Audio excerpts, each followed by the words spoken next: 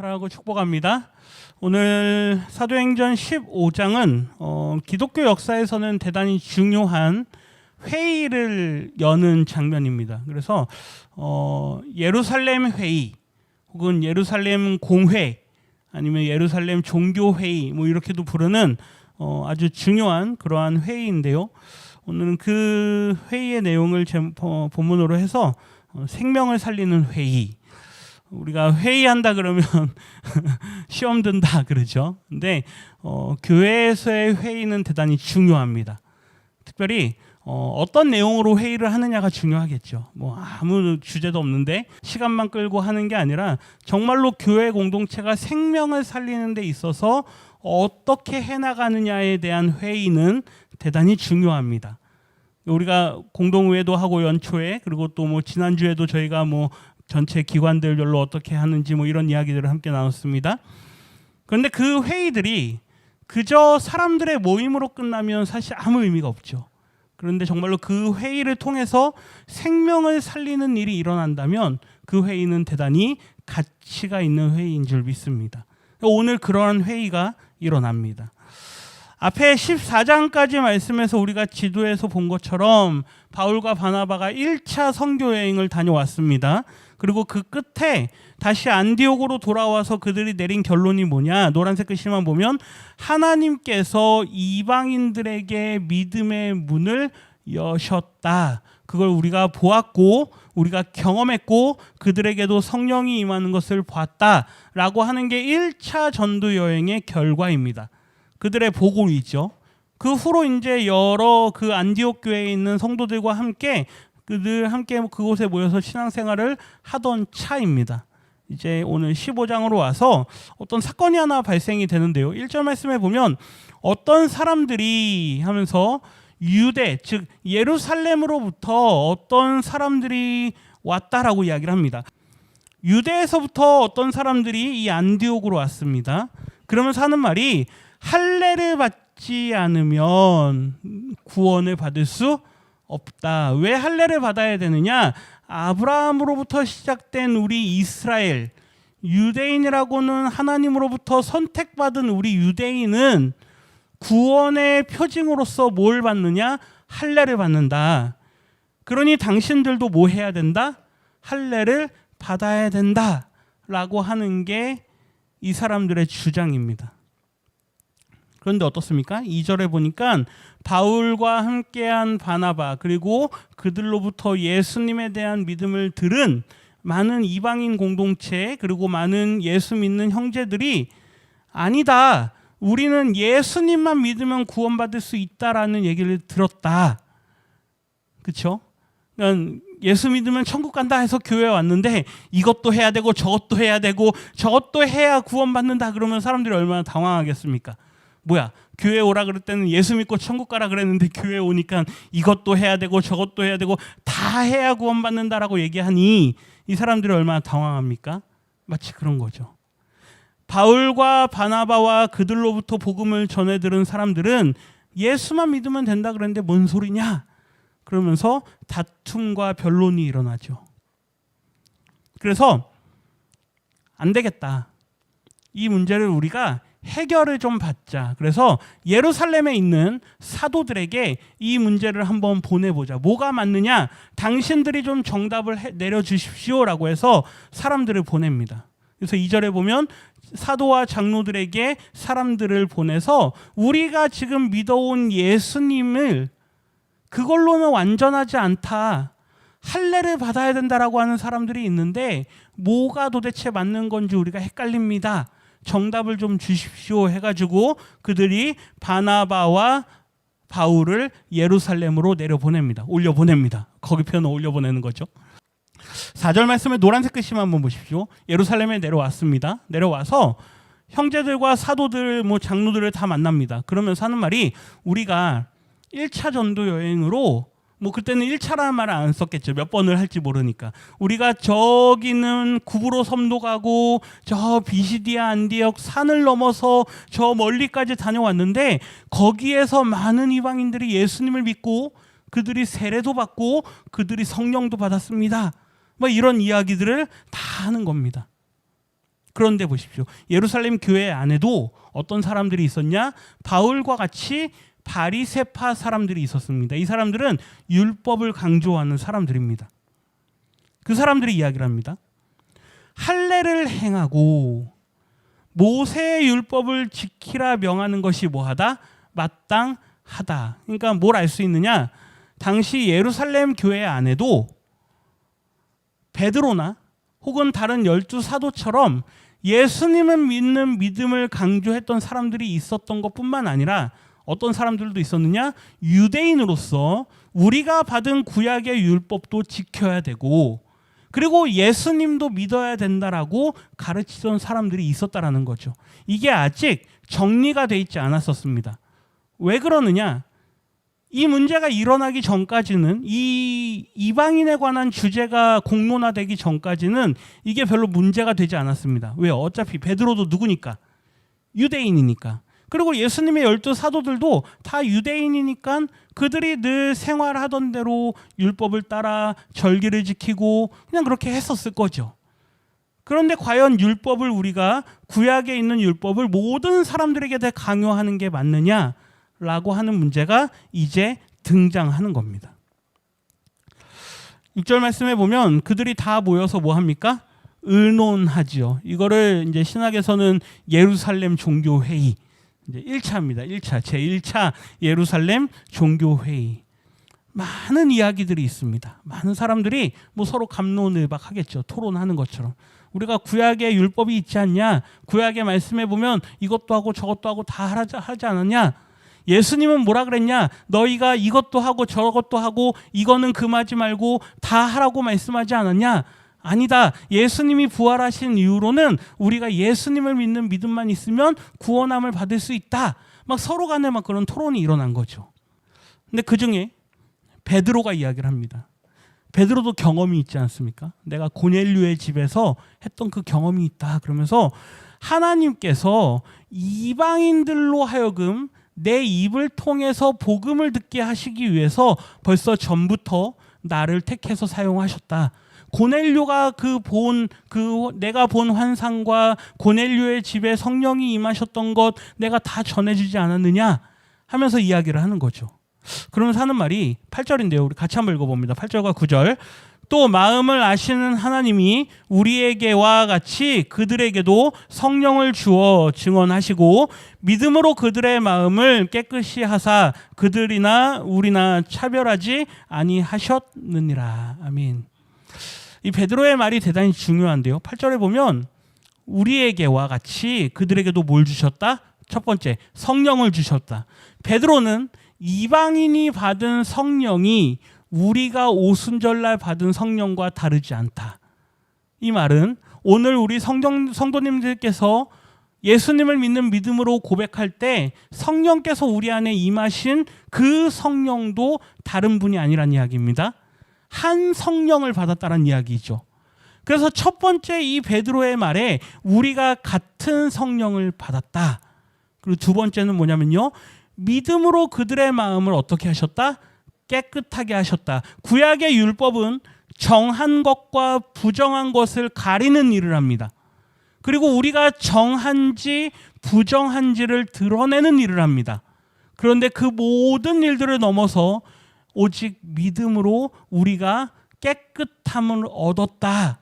이 말이 무슨 말입니까? 구약의 율법이 더 이상 우리에게 행하냐 행하지 않느냐로서 우리에게 어떤 영향을 끼치는 게 아니라 뭐로써 우리에게 영향을 끼친다? 믿음으로써. 믿음이 우리를 깨끗하게 한다라는 거죠. 그 다음 마지막 세 번째, 그들이나 우리나 동일하게 믿음으로 고백하고 성령을 받는다면 누구나가 다 하나님께 선택받은 이스라엘 백성이다. 아브라함의 자손이 된다. 이 세 가지를 너무나도 분명하게 이야기합니다. 이거는 오늘날 신학에서도 대단히 중요한 주제입니다. 이 세 가지를 이야기하면서 하는 말이 10절인데요. 같이 읽습니다. 그런데 지금 너희가 어찌하여 하나님을 시험하여 우리 조상과 우리도 능히 매지 못하던 멍에를 제자들의 목에 두려느냐. 아멘. 제가 말씀을 준비하다가 성도님들께서 헷갈릴 수 있겠다. 왜냐면 제가 우리 이 주제의 말씀들을 이렇게 계속 하다가 둘째 번에 제가 나눈 말씀이 뭐냐면 수고하고 무거운 짐진 자들아 다 내게 오라. 그러면서 뭐라 그럽니까? 나의 멍에를 메라 그러잖아요. 뭐야? 그럼 여기서는 베드로는 멍에 매게 하지 말라 그러는데 그렇죠? 저기서는 멍에 매라 그러고 예수님이 맞습니까? 베드로가 맞습니까? 뭐 이렇게 되는 거죠. 말씀을 좀 헷갈리면 안 되는데요. 이 멍에라고 하는 이 쥐고스라고 하는 게 그 멍에라는 단어인데요. 이 멍에는 율법입니다. 율법. 우리도 율법의 멍에를 감당하기 힘들어하지 않느냐. 율법의 멍에를 저들에게 매게 하는 건 해서는 안 될 일이다. 예수님께서 우리에게 율법의 멍에를 주셨느냐? 아니다. 예수님께서 우리에게 주신 멍에는 십자가의 멍에다. 이 이야기입니다. 그러면 십자가 매는 게 율법을 지키라라는 겁니까? 그게 아니라니까요. 예수님께서 주신 십자가는 쉬운 겁니다. 감당하기 어려운 게 아니죠. 우리의 삶에 예수님을 믿는 믿음으로 살아가는 것, 그러면서 마땅히 나에게 요청되어지는 것이 있다면 그걸 믿음으로 인내하고 따라가는 것, 그걸 우리에게 멍에를 메라라고 말씀하는 겁니다. 다른 얘기입니다. 베드로는 율법을 어떻게 저들에게 목에다 걸 수 있느냐? 우리는 예수님께서 주신 멍에, 우리는 십자가를 지고 주님을 따르는 거 아니냐? 그 이야기를 하는 거죠. 다시 말하면 율법으로 구원받는 게 아니라 십자가를 지신 예수 그리스도를 믿는 믿음으로 구원받는 거 아니냐? 그런데 어떻게 율법의 멍에를 저들에게 줄 수 있느냐? 말도 안 된다는 이야기죠. 예수님의 말씀 한번 보십시오. 나는 마음이 온유하고 겸손하니 나의 멍에를 메고 내게 배우라. 십자가를 지고 사는 법을 배우라. 그렇다고 십자가에 짓눌려 살란 이야기가 아닙니다. 얼마나 자유하며 살 수 있는가를 우리에게 말하는 게 십자가입니다. 십자가에서 내가 주님과 함께 죽었다. 내 옛 자아가 죽었다. 이제 내가 사는 것은 누구와 함께 사는 거다? 그리스도와 함께 사는 것이다. 이게 얼마나 자유한 삶이냐 이거죠. 너희 마음이 쉼을 얻을 것이다. 구약의 말씀에서는 평강을 얻을 것이다. 뭐 하면요? 십자가를 지면. 근데 십자가를 지지 않으려고 하니까 자꾸 다른 걸 가져오는 겁니다. 그러니 얼마나 인생이 무겁습니까?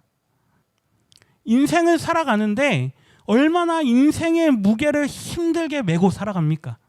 다 주님께 맡겨버리면 얼마나 자유합니까? 근데 그게 안 된다는 이야기죠. 11절 말씀에 보면 같이 읽습니다. 그러나 우리는 그들이 우리와 동일하게 주 예수의 은혜로 구원받는 줄을 믿노라 하니라. 아멘. 베드로의 고백입니다. 이방인들에게 율법의 멍에를 매게 하지 말자. 그거는 종의 멍에다. 바울의 표현으로는 종의 멍에거든요. 그거는 종의 멍에다. 우리는 예수 그리스도의 십자가의 구원의 은혜로 구원을 받았다. 그러니 저들에게도 그 믿음이 있다면 그들과 우리는 같은 믿음을 가진 거다라고 베드로가 이야기하죠. 이 베드로의 말에 동의가 되십니까? 우리 성도님들도 같은 마음으로 동의가 되신다면 우리는 누구나가 다 한 성령을 받은 줄 믿습니다. 같은 성령을 받은 거죠. 이 사람들이 바나바하고 바울이 자기들이 그 1차 선교여행을 다니면서 그들에게 일어난 하나님의 역사하심, 표적과 기사를 일으켰던 막 이런 일들을 다 이야기를 계속하니까 이제 또 다른 사람이 등장합니다. 말씀이 좀 길어져서 제가 좀 넘어가는데요. 야고보, 예수님의 동생인 야고보가 12제자 중에 한 사람 야고보가 아닙니다. 그 야고보는 이미 순교했습니다. 예수님의 동생인 야고보가 초대교회의 지도자가 되어 있었습니다. 어느 순간부터. 이 야고보가 하는 말이 노란색 글씨만 보시면 하나님이 처음으로 이방인 중에서 자기 이름을 위할 백성을 취하시려고 그들을 돌보신 것을 시므온, 베드로가 말했다. 베드로가 고넬료를 통해서 그 이방인들에게 복음이 전해졌다라는 걸 베드로를 통해서 우리가 들었으니 그러니 이미 구약에 예언된 대로 이방인들도 하나님의 백성이 될 것이다라는 것을 우리가 받아들이자. 그러면서 아모스의 말씀을 인용하는데요. 아모스 말씀에 보면 이렇게 되어 있습니다. 다윗의 무너진 장막을 일으킬 것이다. 그리고 그 허물어진 것을 일으켜서 옛날같이 세울 것이다. 그런데 한번 보십시오. 다윗의 장막이 일으켜졌습니까? 그 옛날 다윗과 솔로몬 때 지었던 그 성전이 다시 세워졌습니까? 아니죠. 누구를 이야기하는 거죠? 예수 그리스도. 그리고 예수 그리스도를 통해서 우리 한 사람 한 사람이 다 거룩한 성전으로 세워지는 것. 그걸 이야기하는 겁니다. 저 오늘 아침에 그 기도 제목 쓰면서 우리 한 사람 한 사람이 그리고 우리가 있는 모든 영역이 거룩한 성소가 되게 해 주십시오. 이게 무슨 말입니까? 나 한 사람이 성전이 되어서 내가 가는 곳마다 다 뭐가 되는 거죠? 성소가 되는 겁니다. 거룩한 땅이 되는 거죠. 그 옛적의 아모스 때 예언된 이 말씀이 예수님을 통해서 성취되었다. 그리고 중요한 건 이건데요. 12절에 보면 내 이름으로 일컫는 만국으로 기업을 얻게 할 것이다. 이 만국이 열방, 이방인입니다. 이방 나라가 이방인들이 다 기업을 얻을 것이다. 이 기업을 얻는다는 건 뭡니까? 하나님의 나라를 얻을 것이다. 즉 이방인들도 하나님 나라의 백성들이 될 것이다. 이게 이미 아모스서에 예언되어 있지 않느냐? 그 이야기를 하죠. 그러면서 하는 말이 이방인 중에서 하나님께로 돌아오는 저 사람들을 괴롭히지 마라. 저 사람들은 이미 구약에 예언된 대로 하나님께로 돌아오도록 택함 받은 사람들이다. 오늘 제가 이 말씀을 아주 중요하게 힘주어서 말씀드리는 이유는 이 회의가 없었다면 오늘 여기에 우리 성도님들 계실 수가 없습니다. 이 회의가 있었기 때문에 오늘 우리가 여기에 앉아 있을 수 있는 거고, 이 회의가 있었기 때문에 오늘 우리가 감사함으로 예배할 수 있는 거죠. 만약에 여기서 아니다, 그래도 율법이 중요하고 그래도 우리가 율법을 행하고 할례를 받아야 된다 그랬다면 아마 우리 성도님들 안 믿었을 겁니다. 그렇죠? 저부터도 안 믿었을 겁니다. 어떻게 율법을 다 지키면서 살아? 근데 중요한 게 있습니다. 할례를 행함으로 인해서 그들이 우리 기독교라고 하는 우리와 같은 형제가 되는 것이 할례는 조건이 될 수 없다. 그런데 뒤에 말씀 20절 말씀에 보면 다만 하면서 하는 말을 야고보가 이야기합니다. 굉장히 어떻게 보면 좀 어려운 말씀이 될 수 있는데요. 보십시오.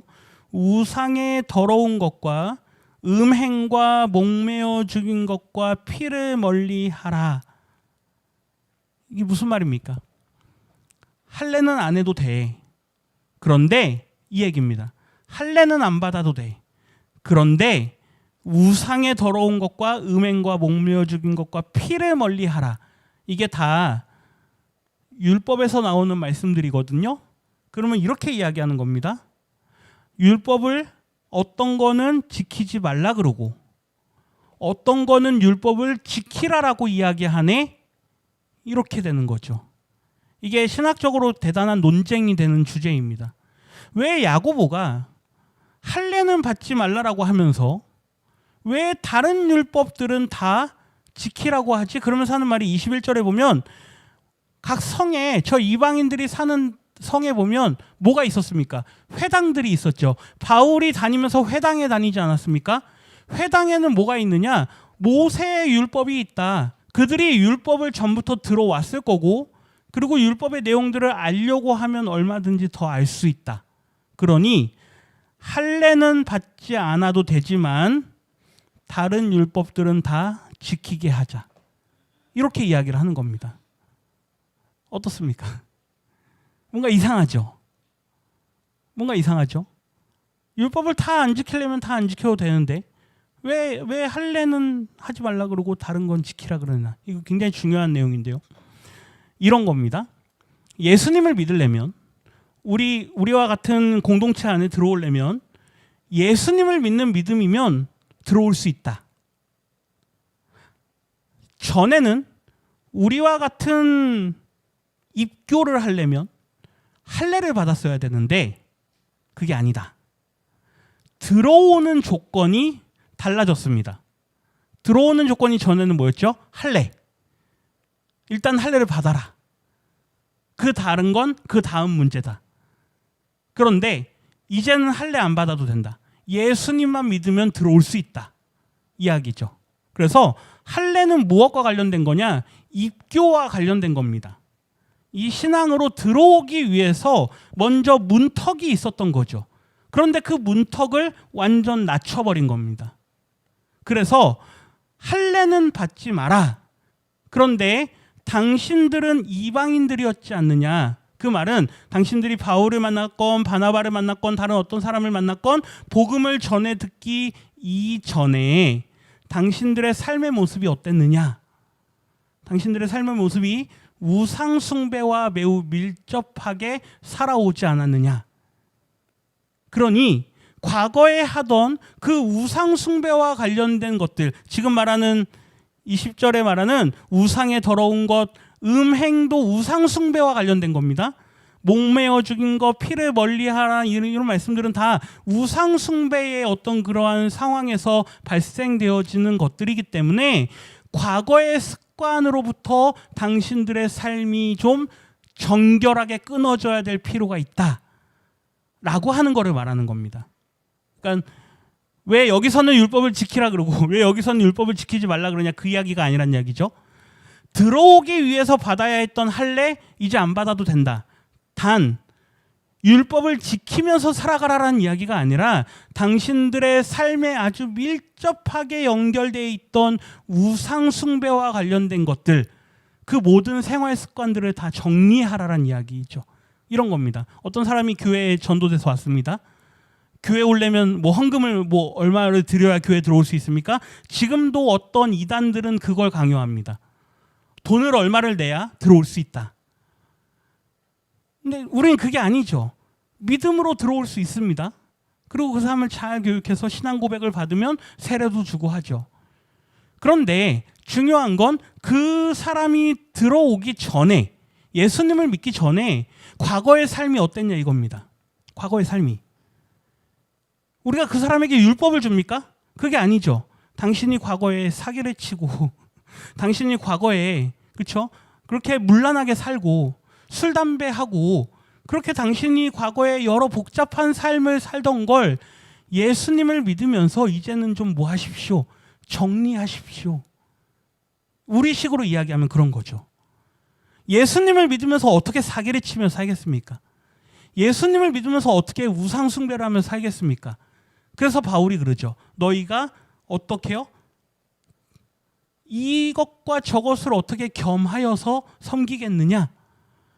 너희는 그럴 수 없다 이야기입니다. 이방인들에게는 그 문제가 늘 있었기 때문에.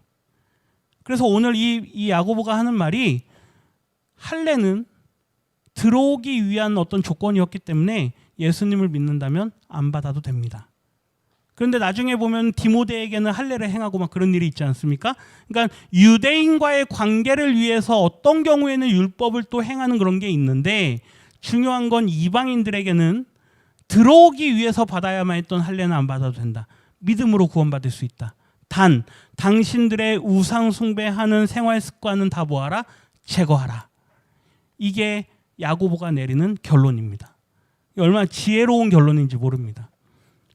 똑같이 옛날에 하던 습관대로 그대로 살아간다면 과연 그 사람이 구원받았다라고 말할 수 있느냐? 그게 아니란 이야기죠. 그래서 오늘 말씀 뒤에 쭉 넘어가면 이제 그러한 이야기들이 이제 편지로 써줘가지고 안디옥에 보냅니다. 이제 사람들에게 그 편지 내용을 쭉 전해줘서, 그래서 이 사람들이 다 올라가면서 하는 말이 28절 읽고 마치겠습니다. 성령과 우리는 이 요긴한 것들 외에는 아무 짐도 너희에게 지우지 아니하는 것이 옳은 줄 알았노니. 아멘. 여기서 말하는 게 이겁니다. 성령과 우리는, 그러니까 예루살렘 교회와 당신들에게 임한 성령님께서 원하시는 건 할례를 받아야 된다라고 했던 건 이제는 없어졌습니다. 예수님을 믿으면 됩니다. 다만 당신들이 예수님을 믿는데 도움이 될 만한 요긴한 것들이 있습니다. 요긴하다, 도움이 된다, 그 이야기입니다. 뭐가요? 뒤에 가면 이거죠. 아까 야고보가 얘기했던 당신들이 과거에 우상 숭배하면서 살았던 그 생활 습관들은 이제는 좀 정리하십시오. 당신들의 신앙생활에 도움이 되지 않습니다. 아주 점잖하게 제가 오늘날 표현으로 쓰는 겁니다. 당신들이 우상 숭배하면서 거기 가가지고 음란하게 행하는 그 모든 일들이 예수님을 믿는 데 도움이 되지 않습니다. 그러니 이제는 다 뭐 하십시오? 끊어내십시오. 뒤에 보면 스스로 삼가면 뭐 할 거다? 잘 될 것이다. 교회 가면 잘 된다라고 이야기하는데요. 교회 가면 잘 됩니다. 그런데 내 과거의 옛사람이 죽어야 잘 됩니다. 그런데 내 옛사람이 아직 잘 안 된 사람들이 있다니까요. 옛사람이 끊어지지 않으면 잘 될 수가 없습니다. 여기서 잘 된다라는 것도 의미가 좀 다양한데요. 평안함이 우리에게 임하기 위해선 반드시 우리의 옛사람이 끊어져야 됩니다. 물질적으로 잘 된다는 이야기가 아닙니다. 우리의 영혼이 잘 되고, 우리의 영혼이 잘 되고, 그 잘 되고가 이 잘 되고입니다. 우리가 복을 받는다라고 하는 건 우리의 영혼이 구원함을 받는다는 이야기죠. 그래서 내 옛사람이 이제는 완전히 죽고 예수 그리스도로 새 사람이 되는 게 우리가 추구해야 되는 것이다. 그러기 위해선 과거에 했던 그 모든 죄악들, 우상 숭배하는 삶들, 이런 것들을 다 없애버리십시오 라고 하는 게 오늘 종교회의의 결론입니다. 이 종교회의의 결론으로서 결국 생명을 얻기 위해선 율법이 아니다, 할례가 아니다, 예수님을 믿는 믿음이고 그 믿음을 따라 나오는 선한 양심을 따라 살아가는 것, 그 선한 양심을 따라 살아갈 때 우리가 잘 될 것이다 라고 하는 게 1차 회의의 결론이죠. 바라기는 이제 우리는 벌써 인생을 많이 살았지 않습니까? 그러니 이제 나는 옛사람이 정리될 게 없다? 아니요. 우리 안에는 늘 옛사람이 나옵니다. 죄된 생각들, 죄된 본성들, 이런 것들이 늘 나오죠. 그럴 때마다 하나님, 제가 하나님의 은혜를 간구합니다. 하나님, 저를 불쌍히 여기시고 저에게 구원의 은혜를 베풀어 주십시오. 이 한 주간도 그러한 은혜 가운데 사실 수 있기를 주님의 이름으로 축원합니다.